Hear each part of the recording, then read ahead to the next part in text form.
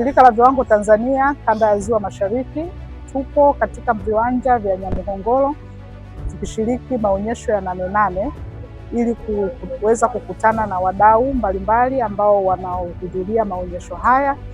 Lengo kubwa ni kufikisha elimu kwa wadau wetu, kwa sababu tunatambua kwenye maonyesho haya ya Nane Nane kuna bidhaa ambazo zinatokana na mazao ya kilimo, kuna bidhaa zinazotokana na mazao ya mifugo na vile mazao ya uvuvi.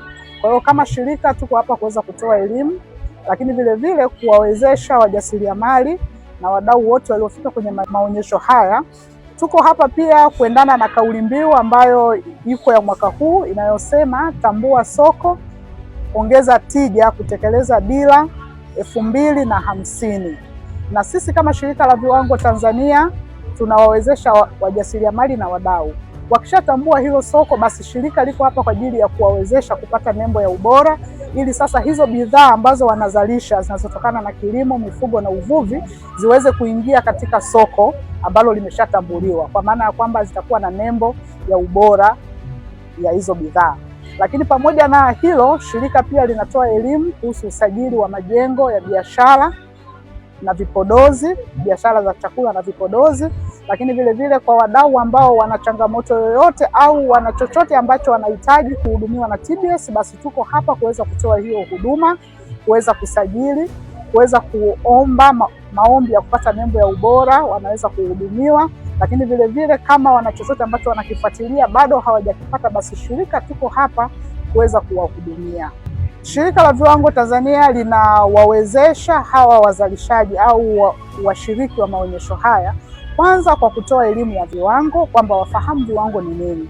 Anapozalisha bidhaa yake ajue anatakiwa kuzingatia nini katika uzalishaji, mazingira ya uzalishaji yawaje, kwa maana ya jengo ambalo linatakiwa kuzalisha hiyo bidhaa linatakiwa liwaje. Lakini vile wahudumu au wafanyakazi ndani ya kiwanda au eneo la uzalishaji wanatakiwa wafikie malengo, matakwa yapi.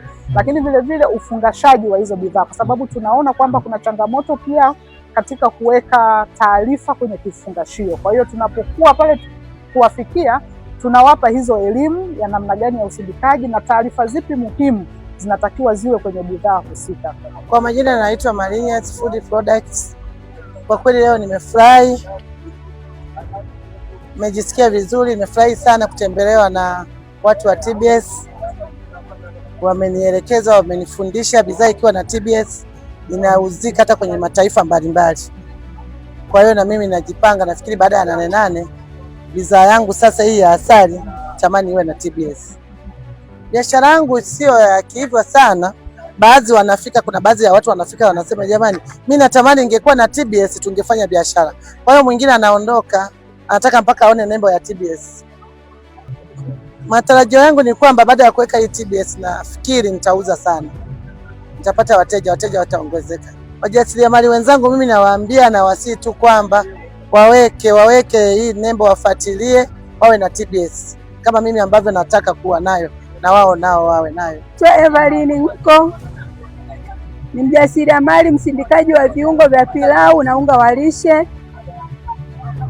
Elimu niliyoipata TBS wamenielekeza na nikaona faida za kurasimisha biashara yangu ipate nembo ya ubora.